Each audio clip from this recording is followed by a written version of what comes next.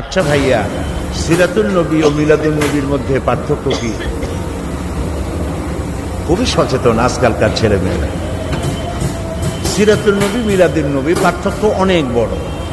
সিরাতুন নবী হচ্ছে নবীর চরিত্র, নবীর মিশন, আর মিলাদুন নবী হচ্ছে জন্ম বৃত্তান্ত। নবী করিম সাল্লাল্লাহু আলাইহি সাল্লামের জন্ম কেমনে হয়েছিল, কার দুধ খেয়েছিলেন, কোথায় প্রতিপালিত হয়েছিলেন, এগুলি হচ্ছে এই তার জন্ম বৃত্তান্ত, দাদাকে নানাকে এগুলি জানা।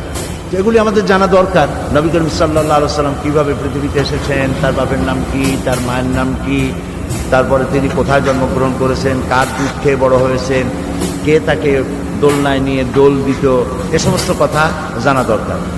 কিন্তু এর থেকে 100% বেশি জানা দরকার নবী করিম সাল্লাল্লাহু আলাইহি সাল্লামের মিশন কি ছিল, তিনি কেন পৃথিবীতে এসেছিলেন, তার দায়িত্ব কি ছিল, তিনি কি করেছেন, তিনি কেমনে কথা বলতেন, তিনি কেমনে রাষ্ট্র চালাতেন, তার যৌবনকাল, তার বার্ধক্য, তার রাষ্ট্র শাসন, তার সেনাপতির দায়িত্ব পালনকালীন সময় কি অবস্থা ছিল ইত্যাদি জানা মিলাদুন নবীর চাইতেও অনেক গুরুত্ব। মিলাদুন নবীও আমরা জানবো, সিরাতুন নবীও আমাদের জানতে হবে। সেই জন্য দুটোর মধ্যে অনেক পার্থক্য আছে। আমাদের জানতে হবে, বেশি জানতে হবে সিরাতুন নবী। বেশি জানতে হবে কোনটা? সিরাতুন।